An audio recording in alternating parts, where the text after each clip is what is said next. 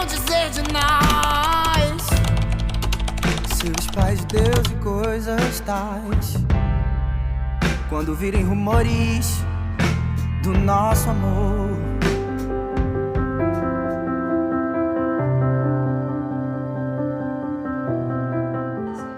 eu sinto que, eu não sei se tem uma data específica quando a gente fala de idade, mas sempre haviam momentos em que eu era mais sensível, né? Em que eu era diferente dos outros meninos.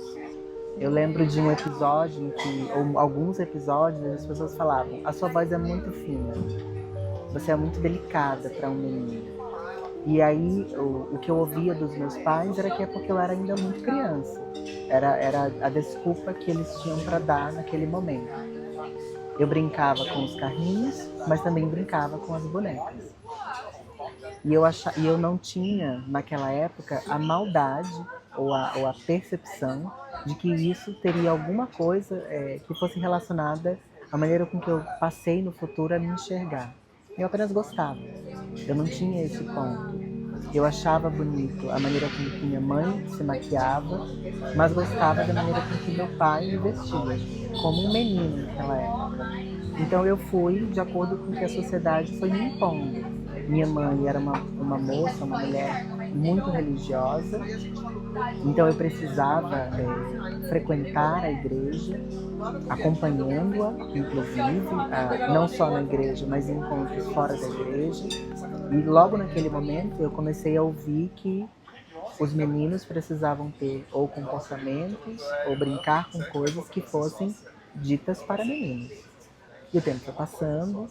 Logo depois que a minha mãe faleceu, por volta dos meus 10 anos de idade, nós nos mudamos de estado. Nós morávamos numa cidade pequena e fomos morar numa cidade grande, uma capital grande no Rio de Janeiro. Lá eu percebi que a vida era completamente diferente.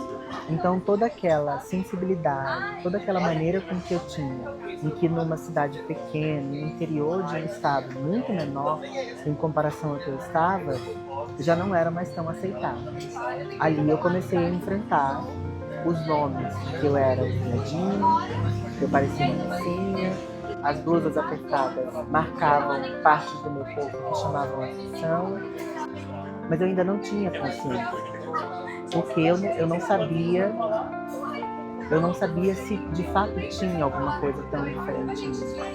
Eu aprendi de alguma maneira, através da minha infância, a não me reconhecer, a negar qualquer coisa que me relacionasse no futuro à minha compreensão de quem eu era, da maneira com que eu me portaria. Então, ele é um desenvolvimento que acontece individualmente, cada um tem o seu processo, cada um tem a sua história. E identidade de gênero é uma coisa que é construída tanto como a pessoa se sente, quanto nas relações com as outras pessoas. É uma construção social, gênero, né? A gente tem esse conceito de que tem que ser masculino e feminino, e que tem que estar de acordo, que é a norma social hoje imposta, de acordo com o sexo designado no nascimento. Mas a gente vê que não é isso que acontece, que ela está mais relacionada com como a pessoa se sente e não necessariamente como ela nasceu. Então, esse sentir, ele vai ser desenvolvido através da construção da identidade da pessoa com as suas vivências. Sem dúvida, havia freios, né? Haviam freios, porque eu não tinha talvez a compreensão, mas eu sabia que eu não poderia fazer, falar ou me comportar de uma maneira que não fosse aquela que era esperada de mim, mesmo tão jovem e sem entender o que eu estava fazendo, né? Eu só sabia que eu precisava me comportar, eu precisava olhar para as meninas de maneira diferente. Eu, por ser naquela época o irmão de uma irmã, eu precisava defendê-la e protegê-la dos outros meninos. Eu precisava, entre os meninos em que eu me relacionava como amigos, ser a figura de representatividade forte e ser a pessoa que teria uma postura até agressiva, porque eu precisaria me impor diante das relações que eu tinha. E sem saber eu tenho a sensação de que nessa primeira fase da minha infância, nos primeiros 10 anos, eu fui de acordo com o que me disseram que era para ser. Pouco eu tateei, pouco eu descobri, pouco eu senti, eu fiz. E aí, com o passar do tempo, que essa compreensão começou a chegar e eu busquei encontrar o que talvez hoje seja a minha identidade. Quando o Vitor completou 15 anos, 13 anos depois, o Vitor me contou, então, que era um menino gay. Eu não gosto muito desse era, sabe? Mas a gente acaba acostumando, que era um menino gay.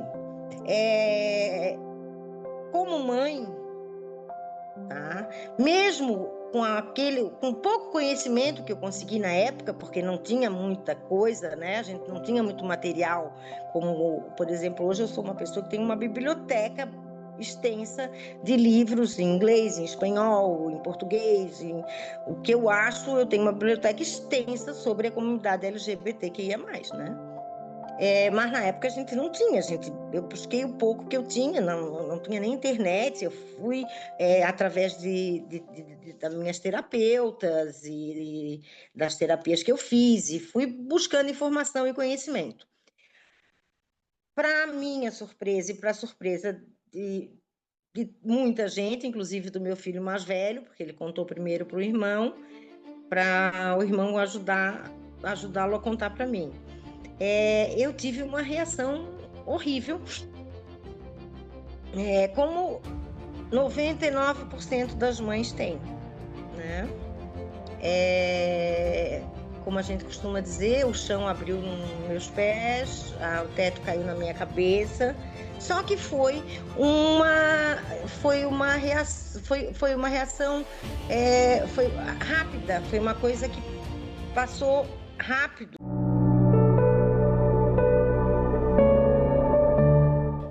Eu acho que demorou um tempo para que eu pudesse ter alguma compreensão do que eu fazia. Então, eu busquei, durante a minha primeira infância, agir da maneira com que era esperado. Eu tinha um pai que pautava muito do seu amor através do orgulho que ele sentia por nós. E esse orgulho estava atrelado às ações que nós tínhamos.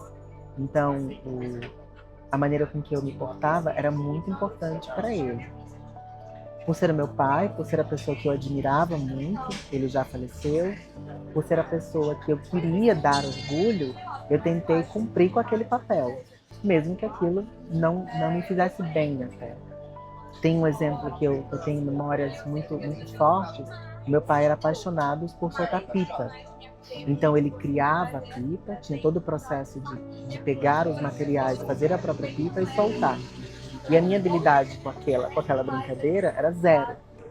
No momento em que eu encostava na linha, a pipa caía no chão. E meu pai continuava forçando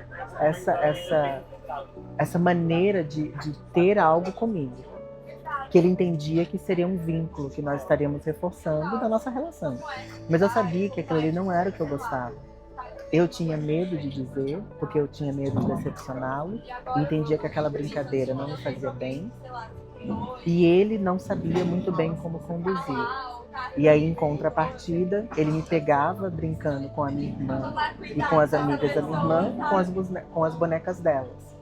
E aí ele olhava, ele ficava preocupado, ele não tirou as bonecas ou mencionou, mas ele me dava um boneco. Ele queria que, de alguma maneira, eu fosse a representatividade do menino. Eu lembro que a minha irmã ganhou uma casa de uma boneca que eu achava linda. E ele falou, você será o pai dessa família.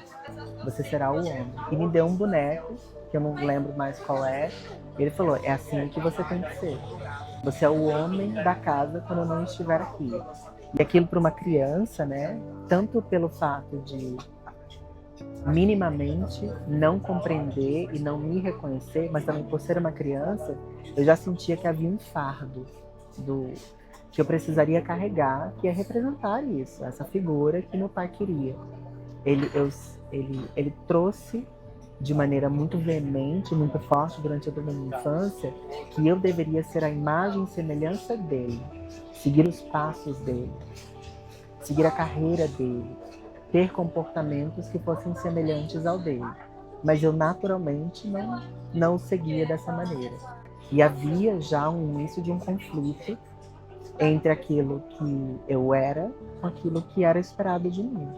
E que com o passar do tempo foi se desdobrando, aumentando e me construindo. É na família que acontecem as primeiras relações de qualquer indivíduo. E é na família também que começa a se manifestar, né, as questões de gênero, as questões de sexualidade. É onde começa a manifestar todo o nosso questionamento enquanto indivíduo e na nossa subjetividade. E se essa família não traz um apoio, um acolhimento, uma escuta ativa, né, um olhar acolhedor para essas questões, além da criança, do jovem, estar se sentindo angustiado por tudo que ele está vivendo, ele ainda tem que lidar com uma não aceitação ou não compreensão da família. Então a família tem um papel importantíssimo de apoiar, de acolher e de orientar. Mas a gente não pode esquecer que esta família também faz parte desta sociedade que vivemos com essas normas impostas. Então, quando acontece numa família de ter crianças, jovens, né, com esses questionamentos, essa família também fica perdida.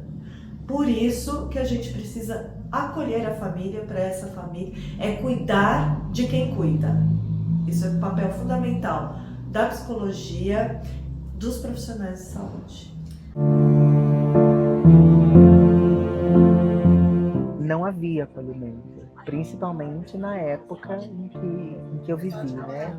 Parece que a gente está falando de muito tempo atrás, mas nem tem, né? Eu tenho, como eu mencionei, 37 anos, mas a minha adolescência, pouco mais de 20 anos, ela foi extremamente preconceituosa, homofóbica, transfóbica, pois qualquer coisa que me assemelhava a esse tipo de situação, de comportamento, eu era menos, eu era inferior. Eu sempre andei com meninas, sempre tive amigas e nem tanto amigos. Então, naturalmente, a minha sensibilidade, o meu jeito de ser, ele era exacerbado, ele era exponencial por isso, e aquilo era tido como o viadinho que anda com as meninas. Eu sou a companhia das meninas. Não havia possibilidade de ser diferente. Mas eu ainda não me reconhecia naquele lugar. Eu ainda não sabia o que estava acontecendo. Então eu estava apenas seguindo o que era mais próximo do natural para mim, mesmo que aquilo me machucasse. Se eu tivesse tido primeira informação do que estava acontecendo comigo, de entender qual era o meu papel no mundo, isso teria sem dúvida contribuído para que eu não cultivasse relações tóxicas e ruins nos relacionamentos que eu já tive, ou mesmo tentar instruir de uma maneira mais tranquila, por assim dizer, a minha família e os meus amigos. Por muitos anos eles não me compreendiam também. Não porque talvez não gostavam de mim, mas porque a sociedade não havia um nome que pudesse dizer quem eu era. Eu transitava entre gêneros, entre sexo. Então, o que é isso? Né? Não era quem é, o que é, que tipo de coisa é essa? E esse acolhimento, ele teria resolvido, talvez, muitas coisas que aconteceram de maneira muito tardia. Sem informação, sem o acolhimento, eu precisei me fechar para o mundo. Eu precisei fingir quem eu era. Eu precisei tentar mostrar para as pessoas que eu poderia ser muito parecida com elas para que eu fosse aceita. Então, isso teria sido muito diferente. Certamente teria contribuído. No dia da Páscoa, morreu um dos melhores amigos dele da infância. Eles foram amiguinhos desde os 2 anos, 3 anos, logo que eu me separei. E o menino, se o Vitor era afeminado, o menino era assim, uma menininha. muito afeminado, e a gente conviveu. Sou muito amiga dos pais, e esse menino morreu, e ele teve uma vida muito complicada, porque, na verdade, inclusive na época que o Vitor contou que era gay, os pais culparam o Vitor, separaram eles, né? Ele ficou proibido de andar com o Vitor porque eles achavam que o Vitor estava fazendo do filho deles um menino gay, né? E esse menino, ele se perdeu totalmente, caiu nas drogas, contraiu HIV, né? E estava em tratamento aí pelas drogas e vivia, volta e meia era internado. Ele tinha saído de uma internação de 9 meses, teve uma recaída e teve uma overdose e morreu com 36 anos.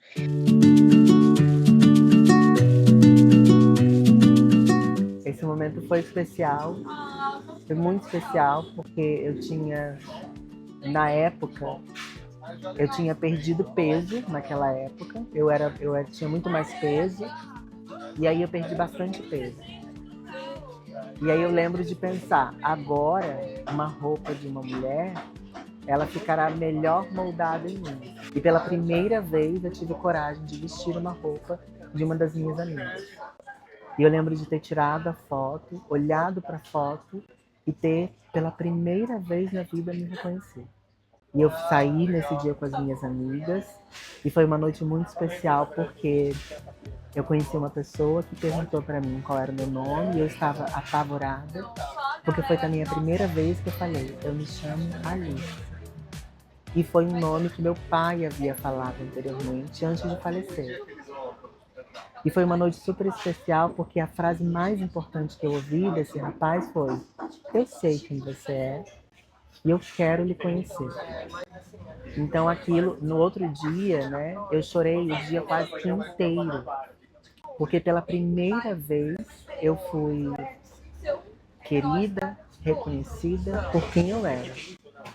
Então foi um momento que eu falei, é isso. Eu encontrei o lugar. Eu ainda não sabia como, de que maneira as coisas aconteceriam, mas pela primeira vez eu falei, é isso. Eu sou uma mulher. Foi muito especial esse dia.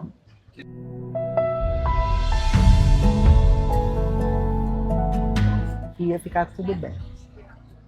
Que seria difícil, mas vai ficar tudo bem. Você vai se encontrar. Você vai conseguir. Talvez ter ouvido isso poderia ter ajudado um pouquinho, né? E talvez eu tenha ouvido, se não dessa minha versão adulta e um pouco mais consciente de algo que é inexplicável, que eu não sei, que me fez querer continuar, que me fez não desistir e que me fez querer ser diferente, que me fez querer ser quem eu sou, mas não aceitar o que as pessoas queriam que eu fosse, da maneira com que elas queriam que eu fosse. Então eu acho que eu ouvi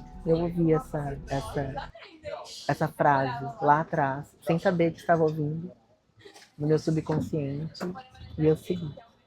Vamos partir do princípio de que o homossexualismo, né, saiu do Código das Doenças, né, em 1990, né? E o transexualismo saiu agora, gente, em 2019. Saiu ontem. Né? Então, até 2019, era tido como um transtorno curável. Né? Eles devem respeitar todas as pessoas. Vai ser importante para que nós não deixemos que crianças cresçam com traumas, com repressões, com problemas de autoestima, de medo de sobreviver. Então, respeite, deixe as coisas acontecerem. Uma criança não tem que brincar com um carrinho, ou como boneca. Ela só tem que brincar. Uma criança, ela pode conhecer a sua sexualidade da maneira mais simples possível. Aos poucos, no seu tempo e também com o tempo que elas têm de vida. É diferente quando você tem 1, quando você tem 5 e quando você tem 10. Tire o rótulo, tire o que foi dito. Não é o homem, a mulher, o menino, a menina. É o ser humano. E nesse exemplo, né, o que eu consigo pensar é o seu filho, é a sua filha. Talvez uma das pessoas que você mais ama. Então, ame essa pessoa. E amar transcende o rótulo, transcende o ditar algo, o querer algo. É amar.